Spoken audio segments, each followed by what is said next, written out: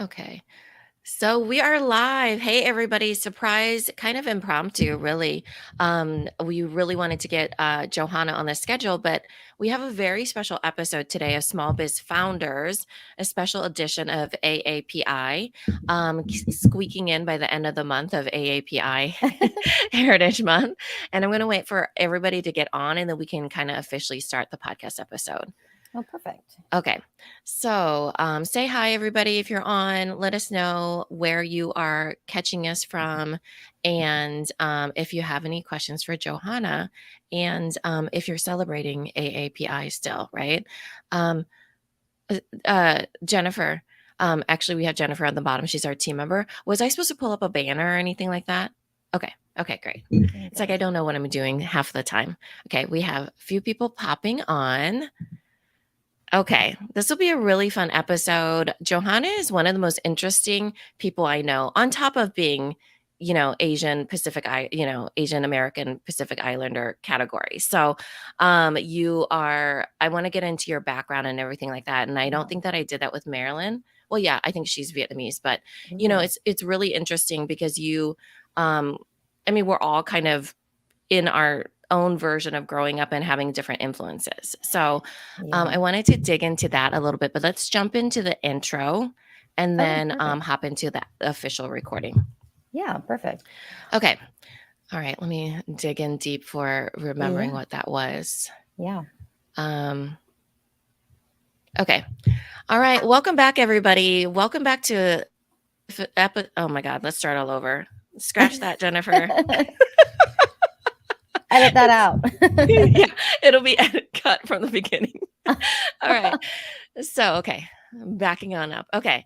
All right. Welcome back, everybody, to another episode of Small Biz Founders. We are so excited to have you here. We have a special episode because it is an episode that we're going to record for AAPI Heritage Month. So that's Asian American Pacific Islander Month.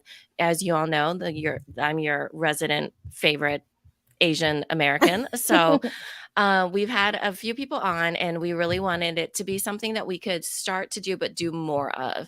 I don't know if you've noticed us bringing on different voices and different backgrounds. And, Johanna is one of the people in our mastermind, and she has one of the most interesting backgrounds that I know, just from being in a different generation, but also that she does a lot and she's an entrepreneur. So today we have Johanna Porter of Porter's Candle Supply.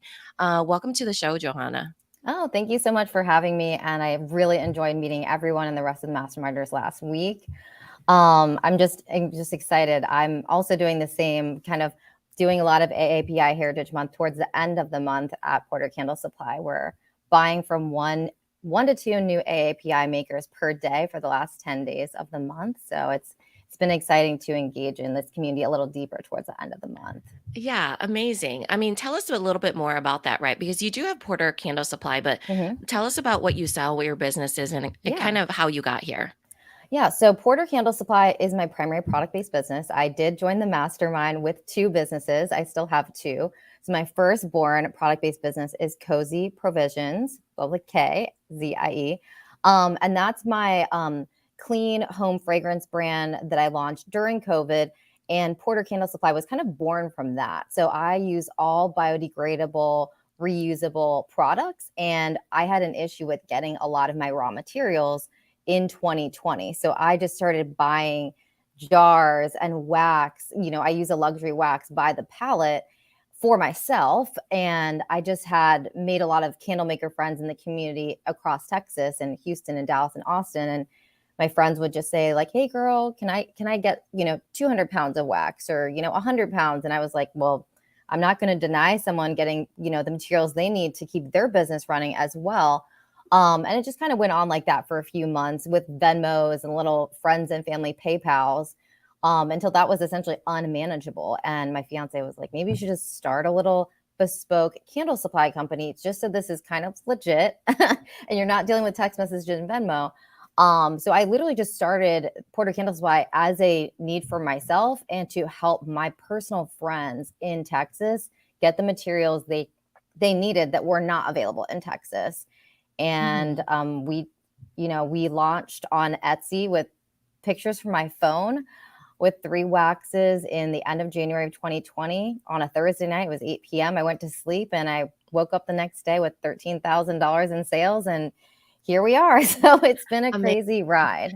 I mean, that was really the start of it, right? The start Crazy. of the supply chain issues too. Oh, And yes. I think I love that story because it just goes to show you how oftentimes it is where we solve our own problems and it just kind of takes on its new life from there. We don't really know, like, oh, we're gonna, you know, a lot of people come from, oh, I made something and then somebody bought it for this, or I had this Mhm. problem for myself and, addressed that. And then other people were asking me about it. So same thing with you. And it's really grown so, so fast. So tell Mhm. more from there. So now, what do Mhm. your lineup of businesses look like? Okay, so I have Cozy. That is my baby candle brand, and that is very, a lot of it's wholesale right now. I don't spend as much time on it because I'm busy with Porter Candle Supply, but I have actually hired people last week to help me with all the pouring. So I'll be very hands off with that, minus just emails going out. Porter Candle Supply is probably more than a full time job. My fiance owns 10% of the company. I own 90% of the company. My sister was actually working with us in the beginning, and that was fun. Obviously, we're both half Filipino, half white. And she was handling more fulfillment from Delaware, where she lives. And, we started in our garage, as many of us do. And that was end of January of last year. And then within a couple months, we'd taken up my Airbnb's garage. And then we had 3 storage units. We had 4 storage units. So in May of 2020, we signed May of 2021, we signed a lease for a warehouse down half a mile from my house with 2 loading docks, 40-foot ceilings, a showroom, and that we moved into there in September. So our move-in date was June, but it was pushed back. So we actually worked out of garages and storage units through the entire Austin summer. And I'm shocked that everyone that worked for me did not quit at that time. So It's it not was as easy as a loading dock. I actually just saw your no. loading dock where it's just, loading docks are so handy because you can just kind of Oh, roll the pallet right over. oh But yeah. when you have to do it from a garage, it's a whole different story. Yes, and our driveway is a ramp, so it goes up. So we would literally get a truck with a lift gate that would have to go down to the ground, and wax pallets weigh about 22 to 2,500 pounds. And then we would have to carry those 45-pound to 55-pound boxes into my garage. So Oh my I was gosh. doing that completely by myself essentially until July when we hired our first full-time employee. So I mean, it was a workout for sure. And it was very sweaty. Yeah. But it was fun. And I have 2 other real estate related businesses, a 3-bedroom, 2-bath Airbnb that I own and manage, and then I have a very, very tiny bespoke interior design business completely focused on Airbnb clients. Well, And it that's it. sounds like, you have that's it. That's Uh, it. it sounds like you have a really deep love for entrepreneurship and building businesses. So, when you were growing up, did you have any entrepreneurial influences in your life? Like, how did you come into entrepreneurship? Yeah, so actually I was a warehouse kid myself. My grandfather actually started a company before I was born called John W. Porter and Sons. And what they did was they would purchase what they're called as pre-hung door machines. So anyone that has a door in their house or molding around their door, a machine that's about the size of like several Suburbans, you'll put like a raw slab of wood in it and you'll like press a button and it'll carve out the door or the crown molding around the doors. So, his business, Amazing. yeah, it was a crazy business. So his business was literally only focused on that one product, and they would buy old ones and then refurbish them and then resell them, for about double the price. It was extremely profitable. So they started that before I was born, and the business went out of business when I was in college. So my entire life, I never had to deal with, my parents taking off PTO or anything. They were there for every single concert, every single soccer game. And it was just an amazing childhood to grow up in. And my mom came over here from the Philippines when she was pregnant with me, and her sisters actually had a business as well. And they made actually macrame bikinis. Oh my gosh, amazing. Yeah, so they would hand stitch macrame bikinis. Their family is still very, very poor, and they did that to help pay for school for all of their siblings. My mom is one of 9 children, so they would just stitch these little bikinis and use the money towards the next younger sibling's schooling. That's so cool. And then Yeah. where did you grow up? Yeah, so my parents came back to the US when they were about 6 months pregnant with me. They met when my dad was in the military. I grew up in Maryland in Cecil County. So it's the top northeast corner of the state, about an hour from Baltimore and 45 minutes south of Philly. So kind of in very, very small town. It's called Chesapeake City. It's the tiniest, cutest little town on the water, but between two very big cities and only about an hour from DC. So small town life, but a lot of time in big cities. So it was really unique area. Amazing. So I know that you were ingrained, you had that entrepreneurship representation to you, but were you pushed to be an entrepreneur or how did that happen? Yeah, so surprisingly, my family, and it was led by my grandfather. And then when my dad came back from the military, he joined the family company. And when my uncle graduated college, he joined the company as well. So the company was very small. It was essentially, my grandfather was the head who handled all the financing. And then my uncle, Doug, he handled all of the sales. He would go all over the country and he was like a sales rep. And then my Uh-huh. dad, he worked on jet engines in the Air Force. So he handled all of the mechanics. He fixed every machine that came in here. He operated the forklift. And they had a few other employees, they had an in-house bookkeeper and stuff like that. But they actually never, ever pushed me to do it. My grandparents also were very heavily invested in real estate. They were in a real estate group with about 5 other couples, and they would buy up property all over town. And they probably owned like 20% of the homes in the historic district for most of my childhood. And they've retired early. So my Amazing. grandparents stopped working full time maybe when he was 50. So they really didn't work for most of my childhood.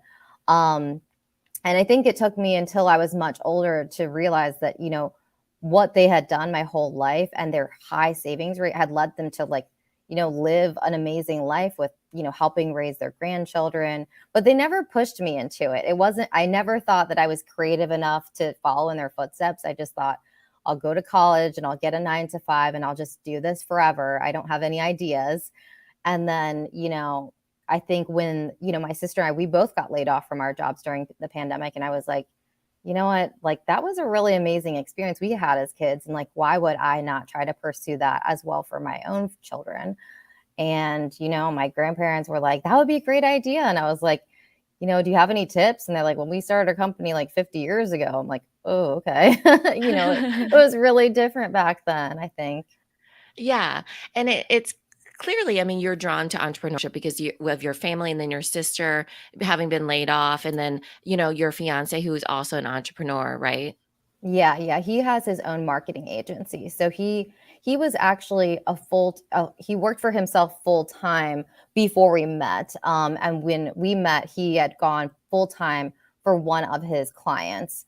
Mhm. And then he started his agency up again around the same time that I started Cozy. So it's been interesting to watch him go through the process with all of his clients. His work is very different. It's not product based, it's service based. Uh-huh. But since he's done it, we have all these little conversations over dinner about write-offs and things like that. Uh-huh. So it's pretty funny. Yeah, I think that, with there's been a lot of layoffs, and as Oh we yeah, get, further into post-pandemic or, I don't even know if I can call it post-pandemic yet, I but I know. think that people are really starting to realize that they have to innovate or they have to do something or they don't feel so safe with their 9 to 5 jobs or what would they do if they were laid off. So, if you were to, I mean, I know it has not been that long because it's only been a couple years, right? I Since will Yeah, I got laid off in uh, August of 2020, and I guess my 2-year layoff birthday is August of this year. So it really hasn't been that long, but I mean, I to be honest wasn't super surprised because I come from a corporate retail background, and retail is a very turbulent um environment. Mm-hmm. I know Kayla Gray comes from, Kelly comes from a retail background as well. And, whenever, the economy is up and down like this, retail brands, they slash their headcounts very heavily.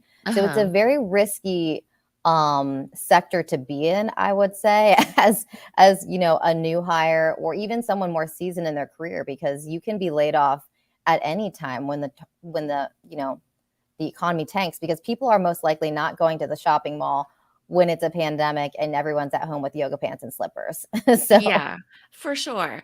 Um, but what would you say to Johanna back then though, a couple years before? I mean, did you imagine any of this even though, the layoff wasn't exactly a surprise? Would you imagine where you are now? oh, absolutely not. I mean, a few years ago, I was living in Los Angeles paying off gigantic student loan debt. So I really couldn't imagine this in any way. I know that I'd always made a plan to purchase an Airbnb. That was my next goal after I paid my student loans off. That was December of 2018. Um, but I mean, I thought that would just be it. I would just have one Airbnb and it'd be a little side hustle. And, I would make money from that to go towards retirement. But I never, ever thought that I would have my own business. I just didn't think I was creative enough. Okay, so what was your background then? So I like my almost my entire career, I've been doing corporate retail. So Uh-huh.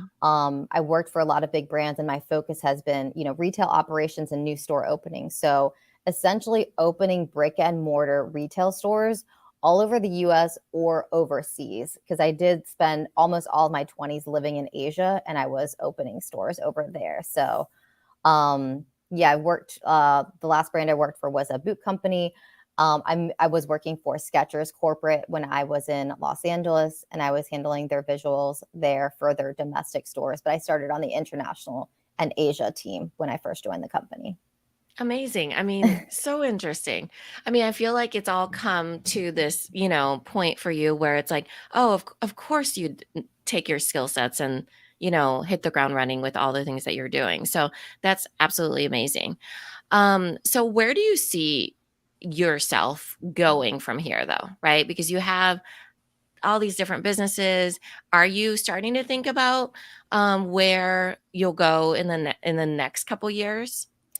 Yeah, definitely. So I think for us, it was really hard. I mean, for me, it was hard to make the decision to just not pursue another 9 to 5 after I was laid off. For my fiance, he didn't think I should pursue a 9 to 5 at all. He was like, "Why would you try to get another job in this environment?" And we want to have a family, and I that would not have been sustainable with my previous roles. Like I was traveling 50 to 75% of the time on the road, opening stores, looking at locations. And, that with, having a little baby would just not be possible. And, I think, towards, the middle of the pandemic, I was just like, what's really important to us as a couple, spending time with our aging parents, my grandparents, like having a family, that's more important than working at a retail company, nights, weekends, holidays, for a 6 figure paycheck, but you're exchanging that for family time that you can't ever get back. So I think that our focus for both of us together and for Porter Candle Supply is creating like a sustainable business for families, including ours, to thrive. So everyone that works for us at Porter Candle Supply actually owns their own business as well outside of working for us. So, we want the business to be sustainable enough to support, myself, our family, help both of our parents with retirement. Like good Asian children, we definitely want to be helping our parents out with everything they need financially when they start to leave the workforce, which is going to be happening over the next couple of years.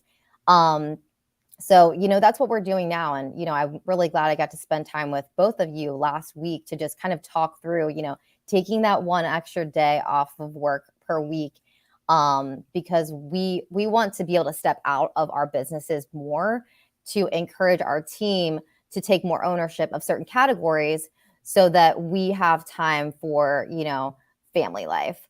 So Yeah. that's kind of our focus, is build Porter Candle Supply up as much as possible, build a great team, hire a diverse team, help our team grow their own businesses too, and for us to be able to kind of live and work wherever we'd like to, and kind of have a little bit of a nomadic lifestyle. I love it. Um, I do want to talk about a little bit about last week. One of the things that Yeah. we do see when people come from corporate backgrounds or they come from a kind of a 9 to 5 setting, that they're more accustomed to investing in themselves, right? They understand, you invest in your own education, you invest in being a connector. You're a amazing connector in the group.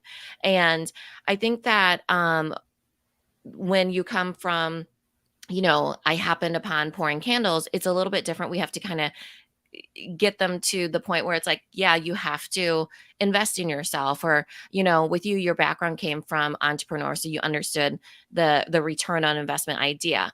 So for you, what made you sign up for a mastermind? Is it something that you've done before, or what was your reason for joining? I think one of the reasons, I mean, there's so many reasons. And, I really got like this shiny endorsement from Kelly because I know her from the candle community. And I was like, I'm thinking about joining this, but I'm a supplier and I'm kind of an oddball. And she's like, just do it. And I was like, I trust you, so I'll do it. So I think for me, to be completely transparent, I feel often very lonely in my business.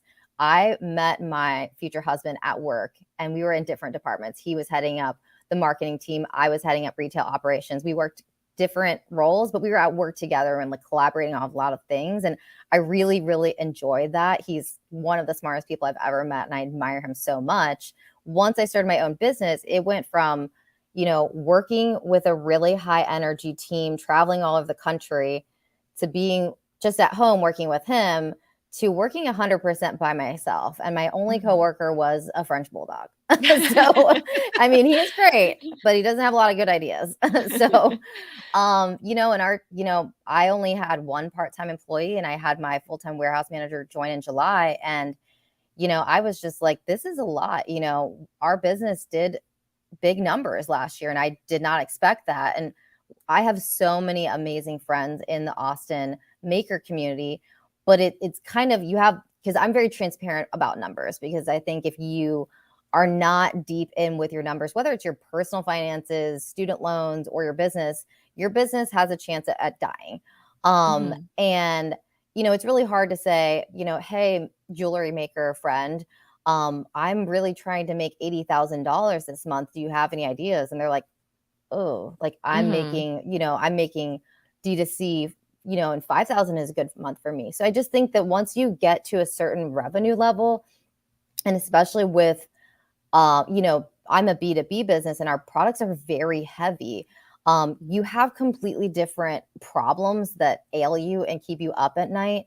So I was just really looking for a community of, small business owners that I could learn from, that have done what I want to do, and maybe, save me a couple of those sleepless nights. And I've, already met so many amazing people, that have had really great ideas. And, a lot of them are in Texas too. So it's, we can share vendors, because I'm an open book. Like if anyone wants to know anything, you want my shipping broker, here's his number, that type of thing. So I think it's been really helpful to just have that community and friendship to kind of commiserate, but also celebrate the wins together with.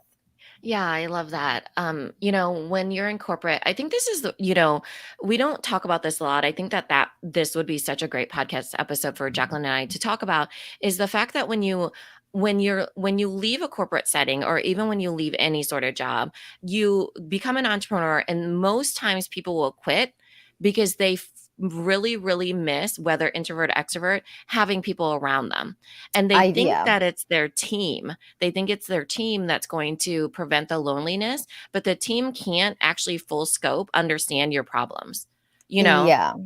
So, like you become an entrepreneur, you start to be a CEO, you start to have this team, and then you realize, I actually need to pay for a mastermind or a peer group or some sort of learning or coaching, or strategic thing where I don't feel as lonely, because it isn't going to be my team that's going to get me through this loneliness. It wasn't my coworkers back then. It wasn't my team now. Mhm. It's this other group of people that I have to kind of elevate with. So I think it does get really lonely, and you start to discover that as you become like a more seasoned, entrepreneur of, you start hitting bigger revenue levels. But if it's people that don't have the same like-mindedness, it's Mhm. so hard to, stay motivated, to Oh, not want to yeah. quit.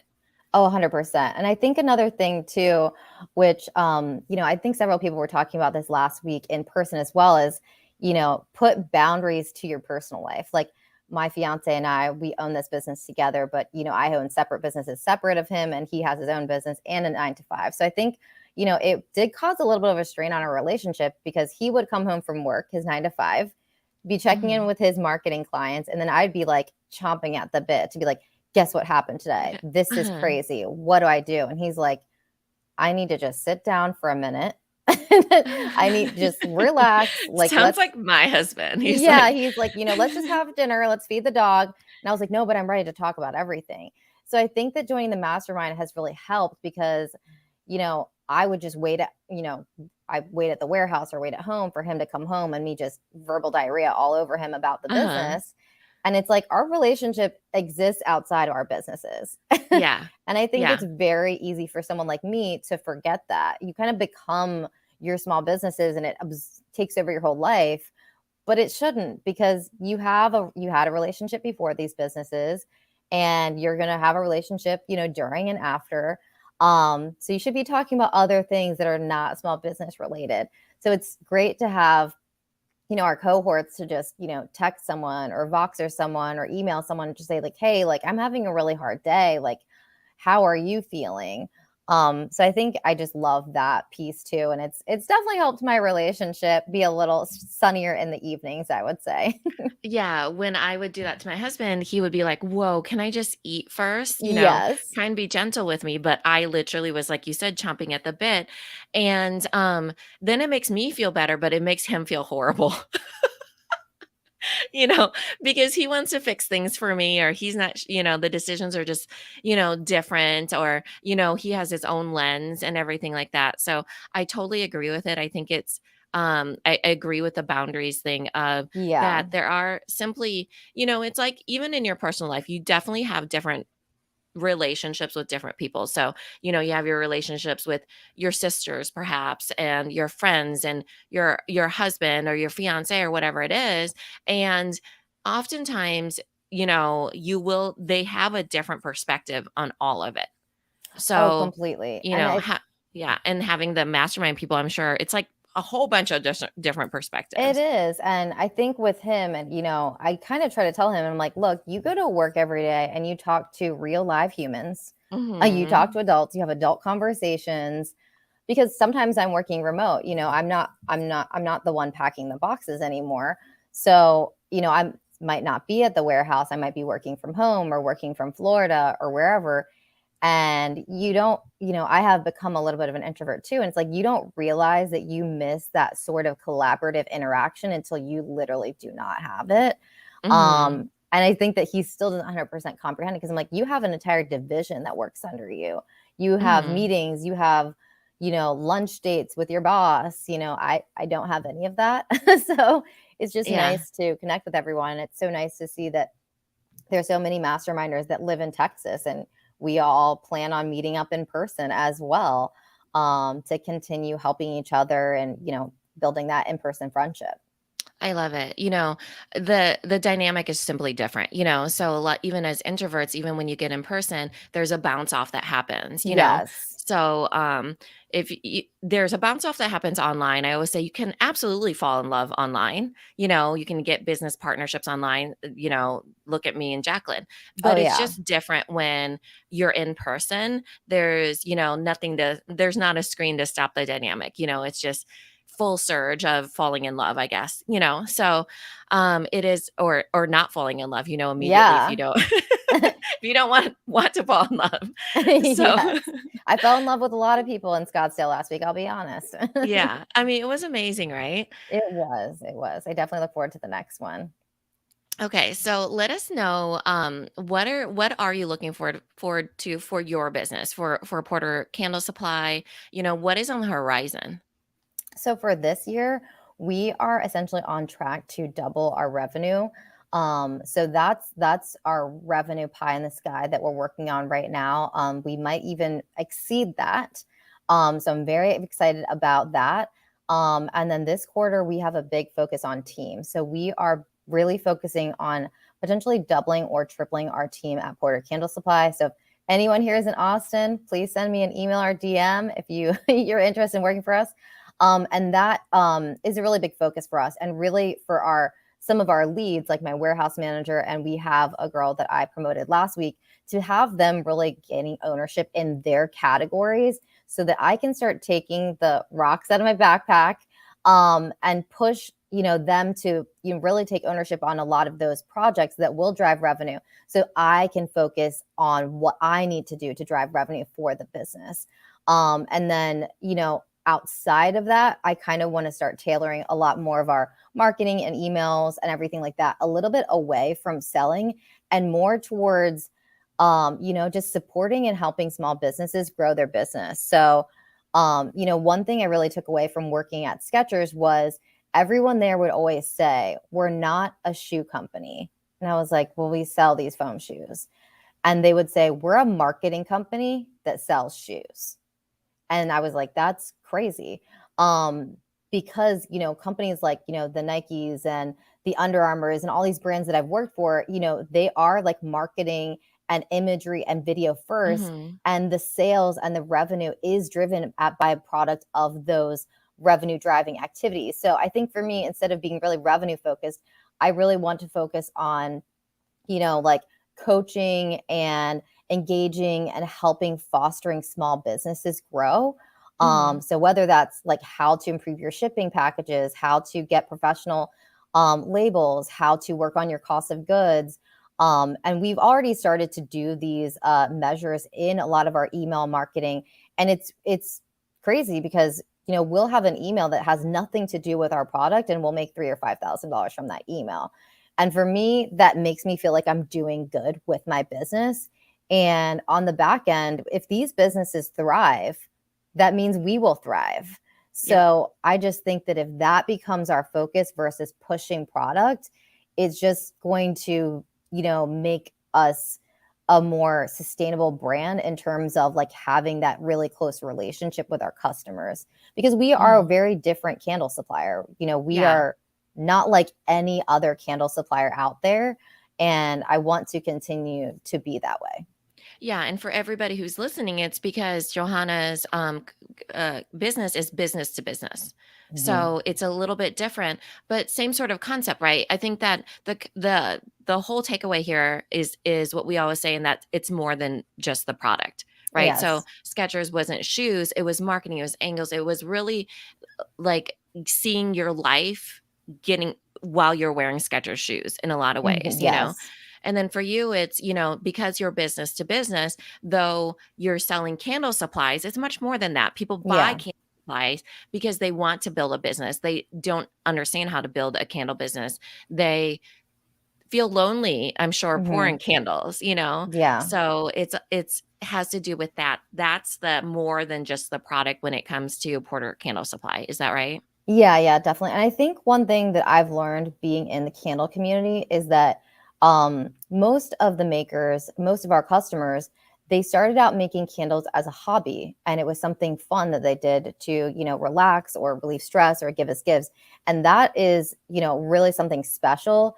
But for me, candle making was never really a hobby. I made it them maybe for a month, and selfishly, I made candles during the pandemic because my fiance would spend so much money on candles.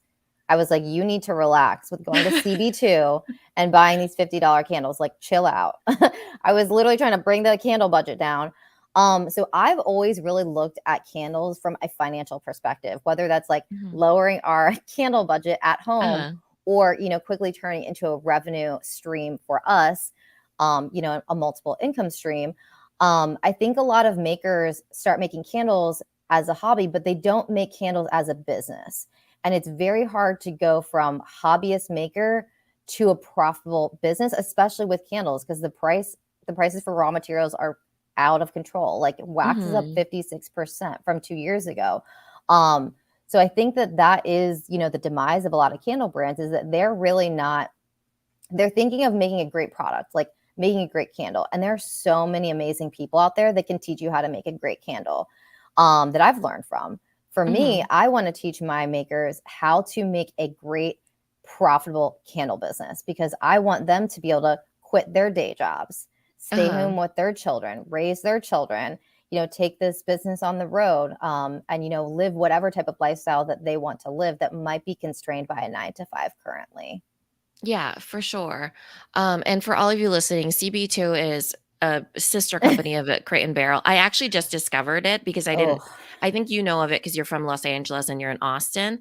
But around here, I mm-hmm. only knew of it because of Jacqueline. And it's really Gorgeous. modern, but it Yes. is phenomenal. Like imagine Beautiful. the luxury version or more modern version of Crate and Barrel. So imagine a candle from there. It is Yeah.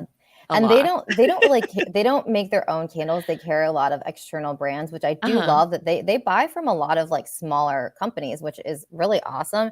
It's just that these candles are really, really expensive. Yeah. And I think, when I started making candles for fun, of course, Zane, went out and dug into the Google Analytics. He's like, let me see what the candle industry is doing right now. He's like, it's up 300% during COVID. Yeah, it is. Uh, yeah. So he was like, I think you really could do this. And I'm like, are you sure? Yeah. And I love that because your unique point that you have on this whole entire thing is the fact that, though you had your brand, you also have the B2B was what really took off, right? The Oh, yes. supplies. And it was because the unique thing that you offer is supply chain, right? You're able to get you had the foresight to know that these supplies were going to be scarce and not I mean, I know it sounds easy to find supplies. It is not, It's okay? not. Um it is something that not everybody understands how to do. And then also with you, the education on top of that, the knowledge, the approaching it in a different way of just being, knowledge is power in so many different ways, access to knowledge. So going from a maker mindset of sorts to, more of a business of candles is it is your unique stance on it. So I love that. I think it's going to be amazing. And I'm so glad that you're on here. And Yeah. if you could tell our listeners how to share, well, actually, would they be able to buy from you? Share you, Yeah. buy from Yeah. you, at least get in contact with you. Where can they find you? Yeah, so we only operate now. We our Etsy shop is defunct now, so you can find us on there, but it's not active. So we have our own Shopify website that is portercandlesupply.com.